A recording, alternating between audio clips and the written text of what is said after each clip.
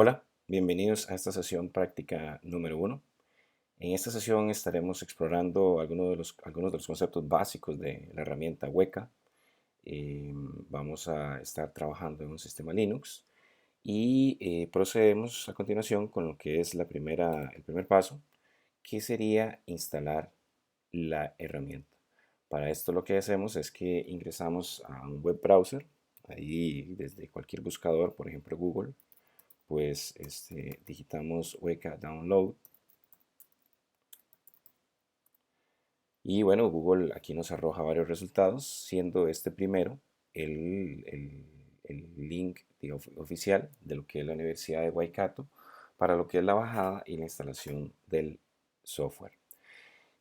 La herramienta Weka corre sobre Windows, sobre Mac OS y sobre Linux. Lógicamente en este caso, como estamos hablando de Linux, pues procederemos a bajarla de acá y a seguir los pasos de instalación de esta plataforma. Sin embargo, en el caso de ustedes, pueden lógicamente bajarlo del sistema operativo de sus estaciones de trabajo. En el caso de Windows, pues dependiendo de las características, aquí tenemos pues varias imágenes. Un detalle interesante es que la interfaz gráfica de la herramienta Weka corre sobre Java, por lo cual es importante tener como prerequisito instalado ese componente. En el caso de Windows es tan simple como correr un ejecutable y la herramienta pues se abre y podemos ya empezar a trabajar con ella. En el caso de Mac OS pues igualmente es una imagen .dmg donde básicamente a la hora de ejecutarla vamos a tener que arrastrar el icono de la herramienta Weka al folder de aplicaciones o al folder de trabajo que ustedes hayan considerado. En el caso de Linux, y la razón por la cual pues, lo estoy demostrando acá en este sistema operativo es que tenemos, llamémoslo así, un paso extra, ¿sí? Que es básicamente activar la interfaz Java desde el directorio donde hemos extraído los archivos de este archivo comprimido, .zip, y es esto que vemos acá, este comando. Entonces, procedamos con la instalación en Linux. Bueno, yo ya la había bajado previamente, aquí la tenemos en el folder de downloads. En mi caso, como estoy corriendo en un Ubuntu, simplemente pues le doy doble clic para extraer ese folder. Me vengo por acá y lo voy a extraer aquí mismo en el folder de downloads. Una vez extraído, pues cierro lo que es el archivo .zip y puedo trabajar desde ahí o puedo moverlo al folder que a ustedes les interese. En mi caso, por ejemplo, voy a mover al desktop, más que todo pues por mantener un orden en las rutas de esta demostración. ¿Okay? Aquí lo vemos pues efectivamente en el desktop, ya una vez extraída la información. Tenemos que ingresar a esa ruta desde la línea de comandos para poder activar la herramienta. Como siempre, verificamos en qué ruta nos encontramos. Nos encontramos en la ruta raíz. Vemos rápidamente el contenido y bueno, lógicamente vemos nuestro folder desktop, que es donde básicamente hemos colocado el folder de Weka. Aquí igualmente lo listamos solo para verificación y procedemos a ingresar a esa ruta. Como les dije, volvemos aquí a lo que es la página de bajada e instalación. Podemos reescribir o simplemente darle copiar a esta instrucción que vemos aquí, que debemos ejecutar desde la línea de comandos en el folder de Weka, y básicamente lo que hace pues es activar la interfaz Java para poder gráficamente tener acceso a la herramienta. Y bueno, aquí vemos donde ya la lanzó. ¿Okay? Aquí lo que estamos observando es la interfase principal de Weka. Como podemos observar, tenemos algunas secciones o aplicaciones o módulos, como queramos llamarlo, siendo el Explorer el primero, el más importante, bueno, tal vez el más común, digámoslo así, de todos los otros 5, y casualmente el que vamos a estar explorando en esta sesión práctica. El Explorer básicamente es un módulo que nos permite acceder a un set de datos y poder hacer procesos de data mining con el mismo.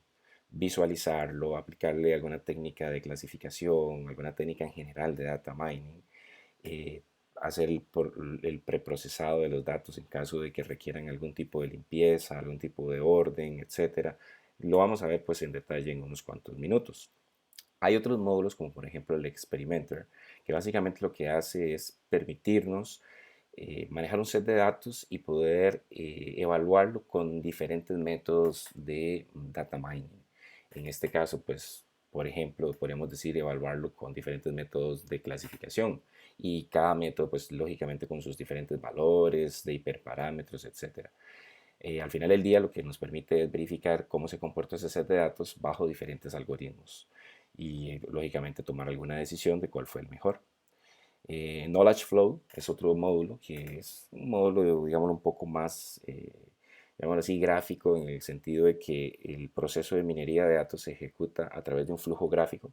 Se acordarán ustedes que en la clase anterior vimos las metodologías de diseño de problemas a través de la minería de datos. Bueno, aquí lo tenemos algo parecido a como vimos la metodología, pero por procesos gráficos. Es decir, vamos a ver qué pasa en el preprocesamiento, qué pasa en la aplicación de una clasificación, por mencionar un ejemplo, qué pasa con la validación, cómo visualizamos los resultados, etcétera. Es como un poco más por flujo y a nivel gráfico, digámoslo, de cada módulo, de cada segmento de ese proceso, para al final del día tener visibilidad más detallada de cada uno de las secciones. ¿Sí? Workbench fue un módulo que se introdujo en el release anterior, si no me equivoco, es bastante reciente. En realidad no hace nada nuevo, lo que tiene es básicamente una interfase visual de los tres módulos anteriores. ¿Sí? Entonces es como básicamente un consolidador de vistas, llamémoslo así. ¿Okay?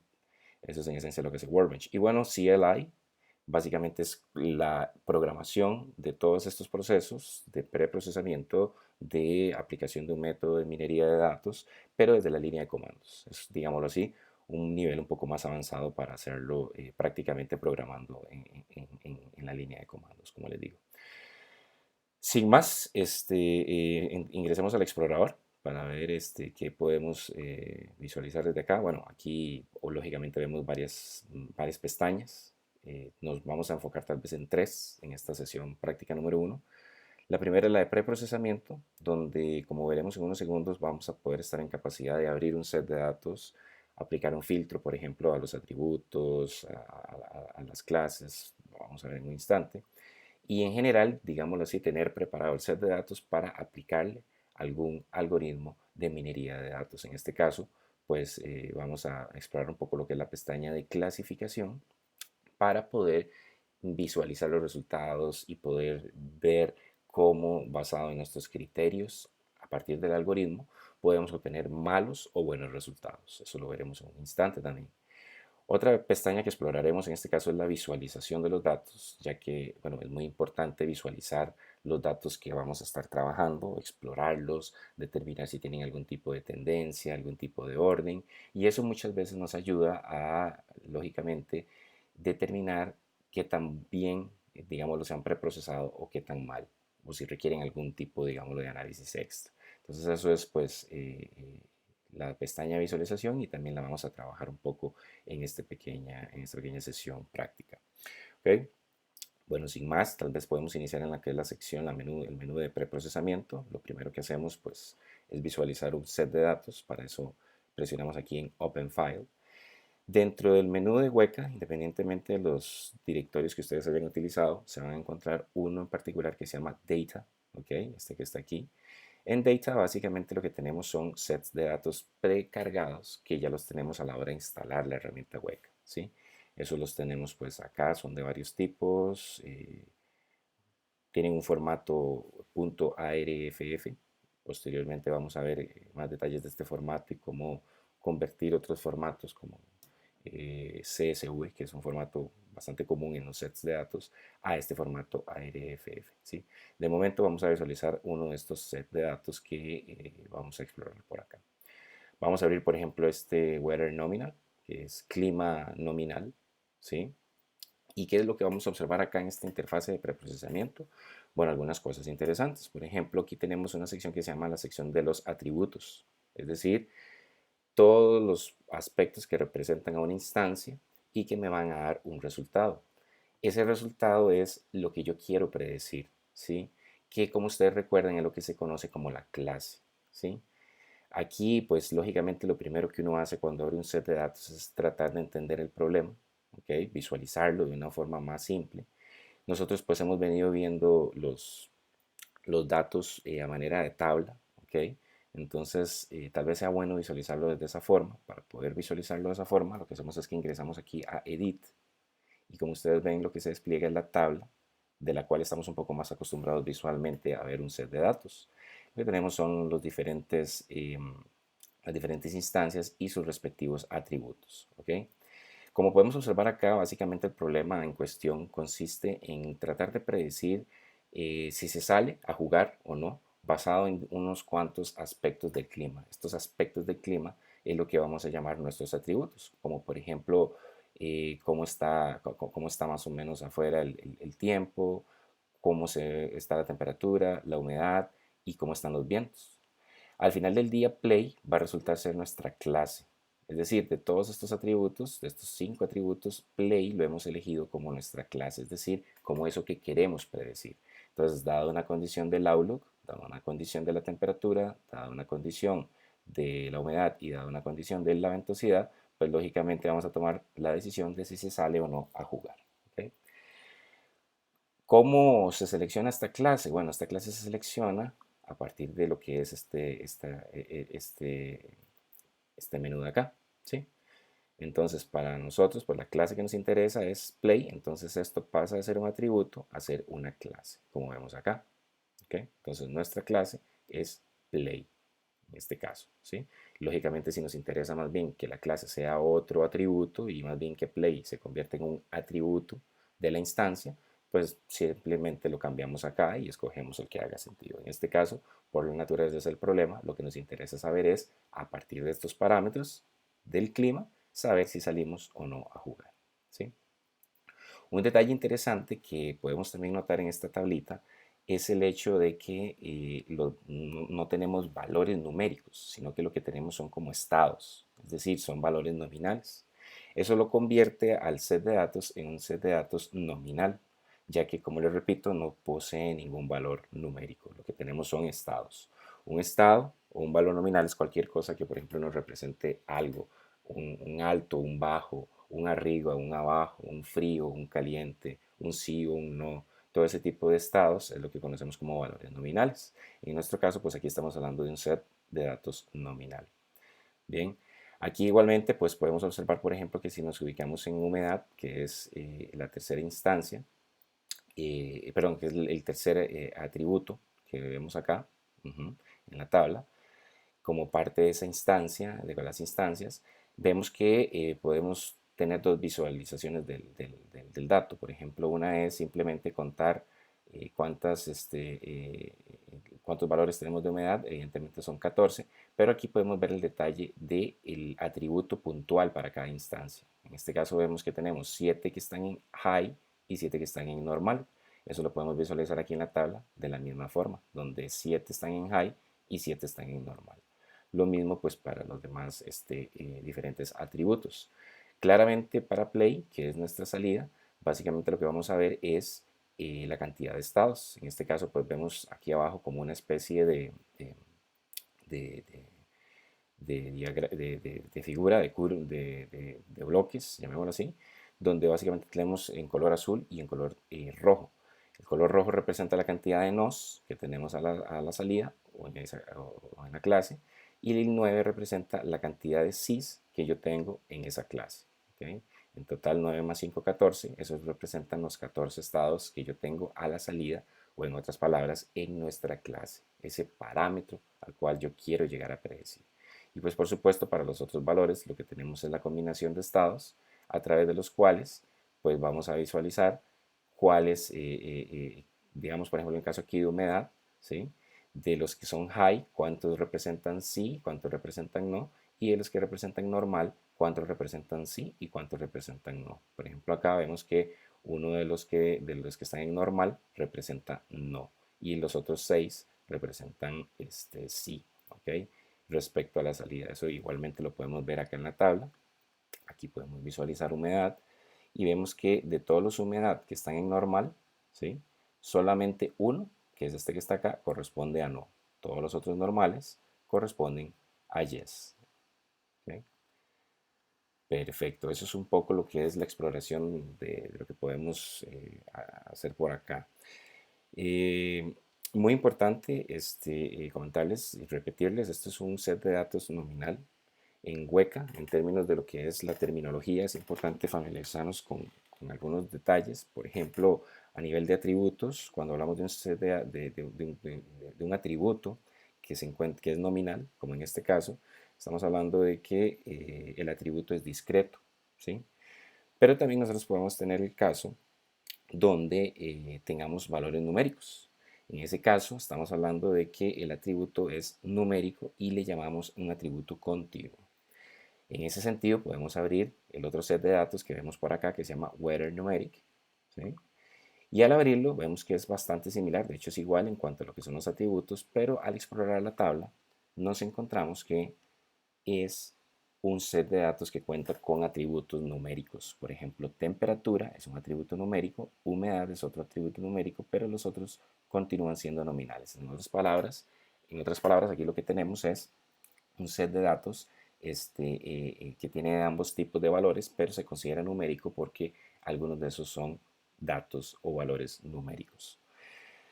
Igual es un poquito lo que podemos ver por acá, ¿verdad? Los valores, en caso de que son numéricos, pues tenemos algunas estadísticas de esos valores, máximo, mínimo, la media, la desviación estándar.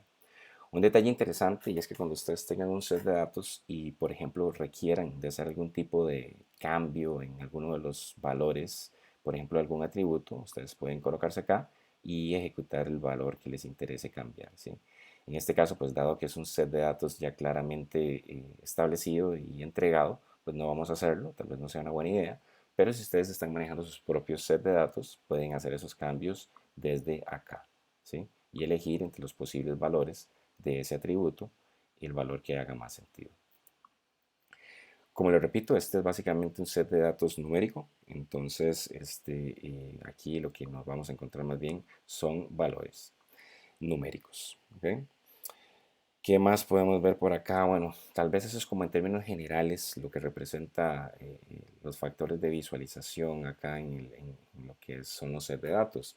Sería interesante de repente entrar a otro set de datos un poco más tal vez real. En este caso pues es mucho el ejemplo de un set de datos simple.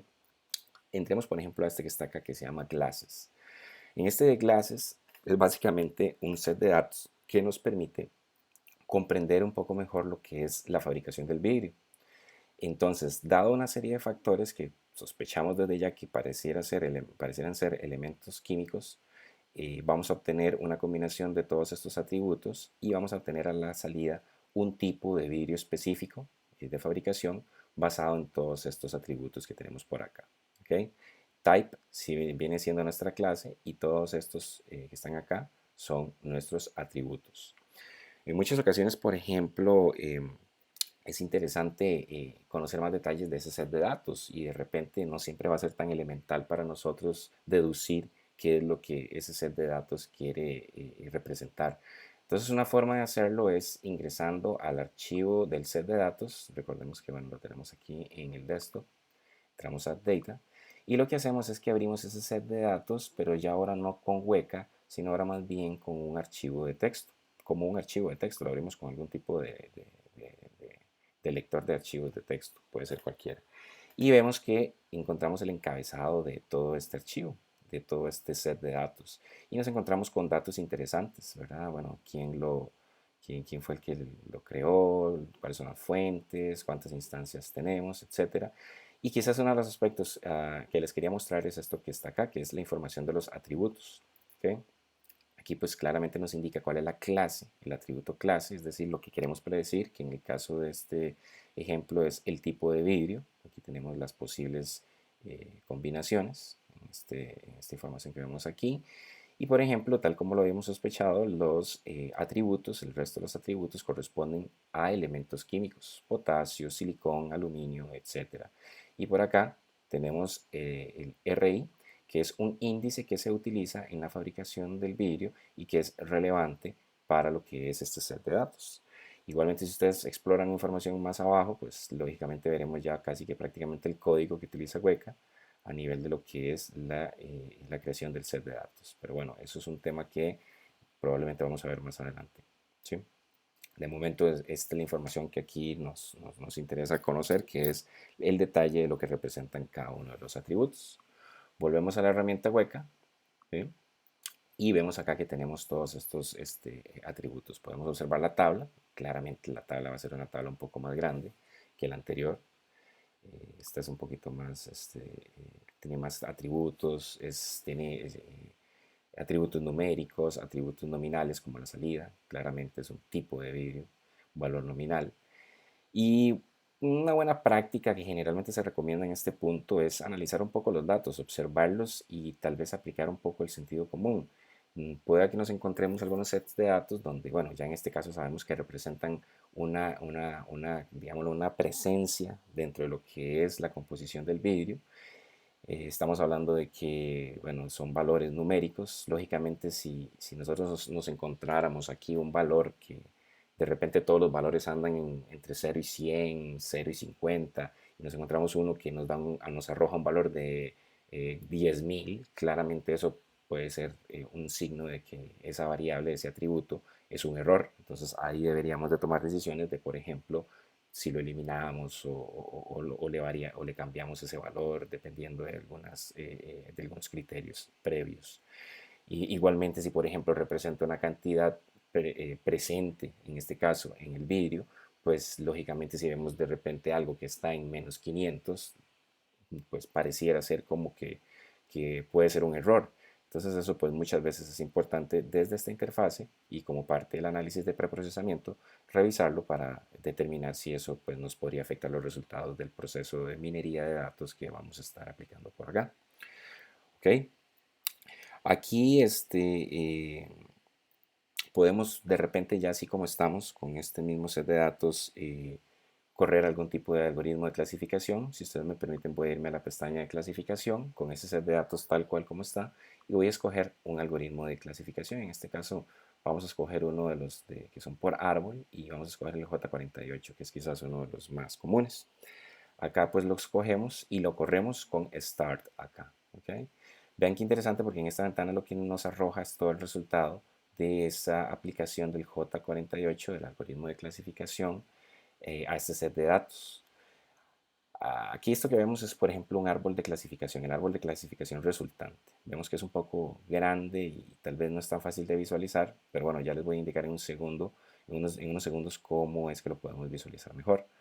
Detalles interesantes, bueno, de momento no hemos visto todavía este algoritmo de clasificación, lo veremos más adelante, pero aspectos importantes, por ejemplo, la cantidad de hojas, el tamaño del árbol, y un aspecto interesante, tal vez el más relevante, es el resultado de la clasificación de instancias que correctamente fueron clasificadas como tales, 66%, ¿sí? No es un resultado tan bueno, pero recuerden que no hemos aplicado aquí ningún criterio, ni hemos supervisado ningún valor, no hemos hecho absolutamente nada, simplemente lo corrimos tal cual sobre un set de datos tal cual sin ninguna modificación. Por acá tenemos algunos resultados y esto que vemos acá es lo que ustedes recordarán como la matriz de confusión. Entonces aquí en la matriz de confusión nosotros vamos a tener una idea un poquito más clara de la distribución que tienen los errores detectados, las falsas, digamos, las malas clasificaciones a través de los falsos positivos y los falsos negativos. Si nosotros, por ejemplo, quisiéramos ya con algún criterio técnico modificar las características de este algoritmo de clasificación, simplemente lo que hacemos es que nos ubicamos con el mouse acá, donde dice J48, y le damos clic. Eso nos lleva a la que es la interfase de edición de parámetros de ese algoritmo.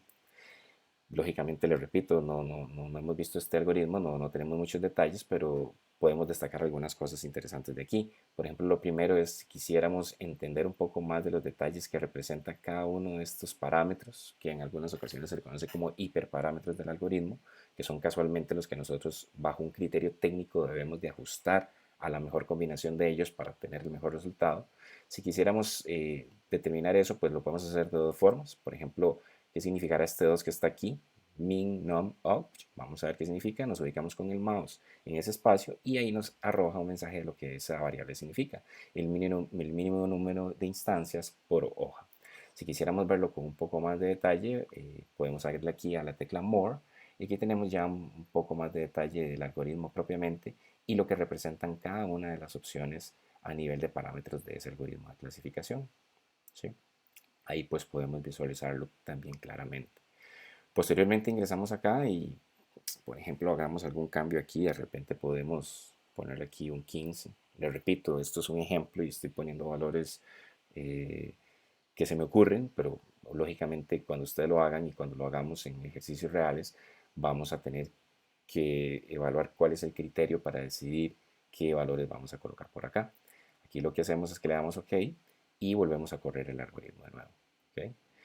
Vemos que en este caso pues obtenemos un valor de 62, todavía pues lógicamente un valor digámoslo más bajo que el anterior.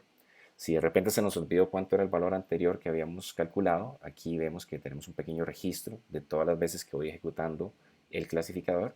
Me voy al anterior y aquí lo veo que era un valor de 66.82. Ahora estoy obteniendo un valor ligeramente más bajo de 62.14. Es un valor bajo o lógicamente no es un buen clasificador, pero tal vez una de las cosas interesantes que nos permite este valor es que vean que el árbol de clasificación ya lo podemos visualizar de una mejor forma, ya se nota como un poco más reducido. Entonces, para ver este árbol de clasificación de una manera pues, más bonita, más entendible, lo que hacemos es que le damos con el clic derecho al último resultado que obtuvimos de la clasificación y le damos a visualizar el árbol. ¿Sí? Vean que por defecto pues la pantalla de repente nos arroja un tamaño pues no apto, digámoslo así, pues para poderlo visualizar. Lo que hacemos es que nosotros pues podemos modificar el tamaño de la pantalla y le damos aquí Fit to Screen. Entonces ahí pues ya lo tenemos el árbol de clasificación un poco más claro, un poco más visual. Observen cómo los atributos a partir de ciertos valores pues representan un estado de salida, es decir, una clase. En nuestro set de datos, pues dicho de otra forma sería un tipo de vidrio. ¿Sí? Esto es pues una forma visual de entender mejor qué es lo que está pasando con nuestro árbol de clasificación. ¿Okay? Por acá, por ejemplo, entonces podemos visualizar todas estas cosas. Igualmente podemos modificar el algoritmo las veces que nosotros pues así lo consideremos. Podemos alterar otros parámetros. Por ejemplo, vamos a alterar aquí lo que es el prune. Vamos a poner true. Vamos a darle OK y vamos a correrlo de nuevo y vamos a ver qué resultado obtenemos.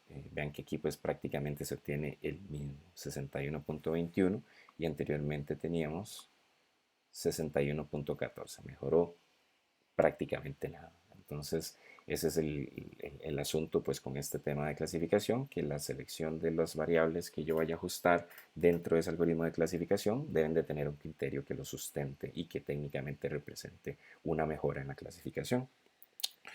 Bien, por acá, ¿qué podemos ver tal vez? Bueno, es interesante como parte del preprocesamiento. Acá vamos a devolvernos a esta pestaña lo que es un poco aquí la limpieza de los datos, ¿sí?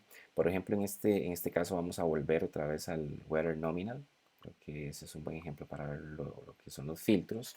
Y aquí nosotros podemos hacer lo que conocemos como la aplicación de filtros. La aplicación de filtros es básicamente la modificación de mis atributos de acuerdo a una serie de criterios que yo pueda determinar que van a mejorarme los resultados. Por ejemplo, un caso muy común es el eliminar un atributo. De repente nos dimos cuenta que es un atributo que no es representativo o tiene muchos valores que no son sanos para mi algoritmo de clasificación, lo que sea. Entonces aquí lo que hacemos más bien es que tenemos dos formas de eliminar el atributo. La primera, digamos lo que es el método largo, es básicamente, bueno, escogiendo un filtro que nos vaya a eliminar ese atributo. En este caso, lo que hacemos es que nos vamos a la sección de atributos, ¿verdad? Perdón, a la sección de filtros. Y en filtros vamos a escoger en la sección de unsupervised lo que son los atributos. Y en atributos voy a buscar el que se llama remove. ¿Okay? Vamos a buscarlo por acá. Y aquí lo encontramos el de remove. Aquí le damos clic. ¿Okay? De momento no he hecho nada más que seleccionar el tipo de filtro que voy a aplicar.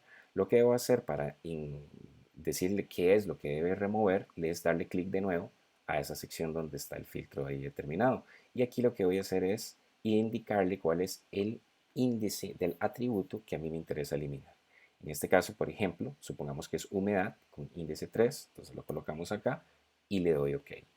Observen que no ha pasado nada, observen que humedad sigue estando presente por acá. Eso es porque cualquier filtro que yo aplique acá no se va a ejecutar hasta que yo le dé apply aquí a la derecha del filtro como tal.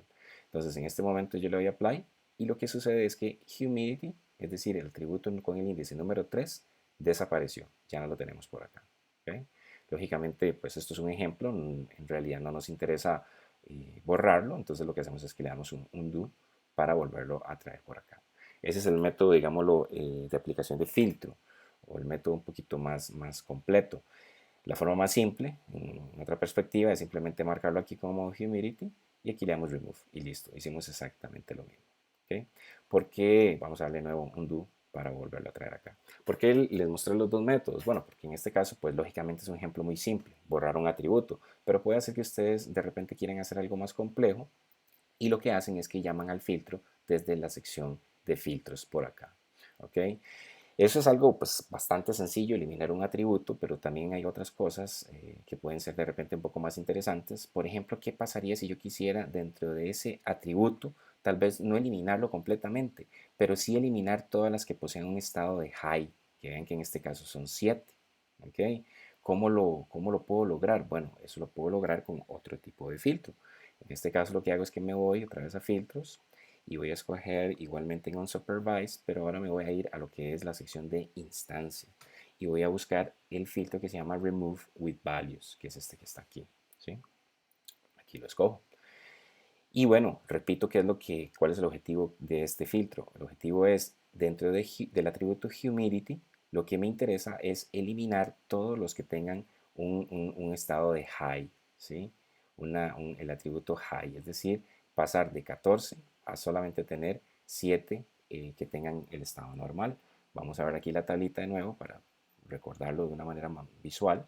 Lo que vamos a hacer es pedirle que todos los que tengan humidity high se eliminen. Es decir, vamos a pasar de tener 14 a tener solamente 7 atributos y esos 7 atributos son los que tienen el humidity en normal. Entonces procedemos a hacerlo. ¿Cómo lo hacemos? Lo hacemos de la siguiente forma. Ya cargamos el filtro Remove with Values, ingresamos por acá y yo lo que le voy a indicar acá es el índice del atributo del cual me interesa eliminar esos estados. Entonces, bueno, aquí en el atributo del índice lo que le pongo es el número 3, que es el de humidity que a mí me interesa. Y acá en nominal indices es básicamente lo que yo quisiera de ahí eliminar, que en nuestro caso sería el estado de high. Entonces, vamos a ubicarnos pues por acá y le colocamos el estado de high, que es básicamente un 1. ¿Okay? Le doy acá OK. Recuerden que hasta que yo no lo aplique, no voy a poder, no va a ocurrir absolutamente nada. Lo vamos a revisar de nuevo acá, solo para estar claritos. Perdón, vamos a revisar de nuevo por acá. Y vemos que, bueno, nuestro índice de atributos es el número 3 y nuestro índice nominal es el número 1. Es decir, vamos a eliminar estos 7 que están en high. Aplicamos el filtro y validamos que efectivamente haya ocurrido lo anterior. Bueno, y aquí vemos claramente ya nuestros estados del high en humidity pasaron de 7 a 0. Si vemos la tabla de nuevo, ya pasamos de una tabla de 14 instancias a una tabla de solamente 7.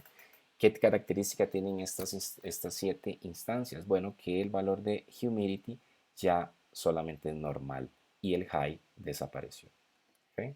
Entonces, bueno, esos son aspectos interesantes en cuanto a lo que es el uso de filtros y lo que es limpieza de datos. Le damos undo para volver de nuevo a lo que es el estado original que teníamos.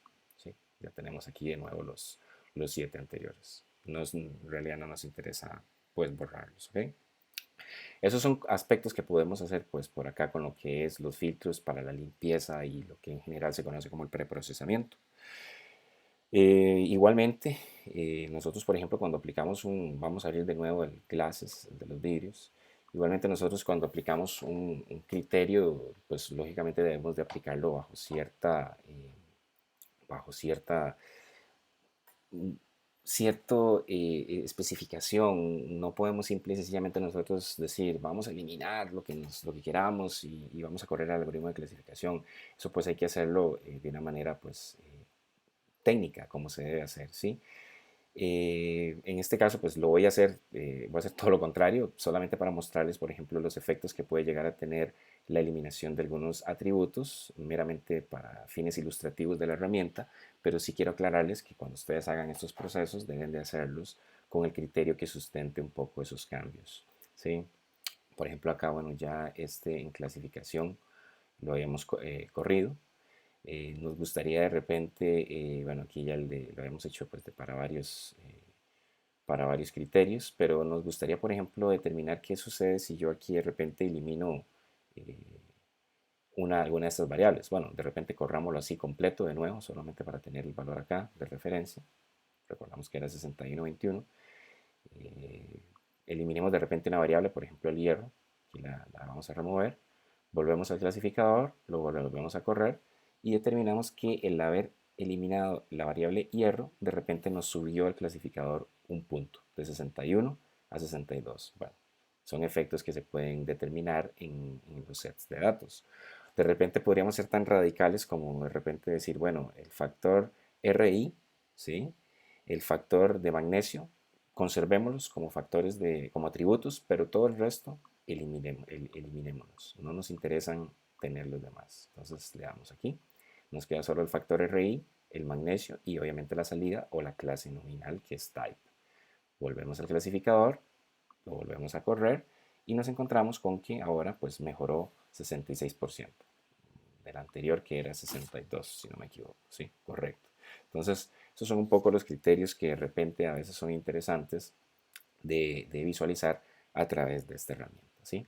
Y hablando de visualización, tal vez carguemos aquí un set de datos, perdón, aquí en OpenFile, para precisamente ver estos temas de visualización. Aquí tenemos, por ejemplo, iris, que es el de los sépalos y el de los pétalos, que ya pues lo hemos visto en otras ocasiones anteriores. Y aquí lo tenemos como un set de datos cargado en Weka. ¿Okay? Lo que nos interesa acá pues es básicamente un poco la visualización.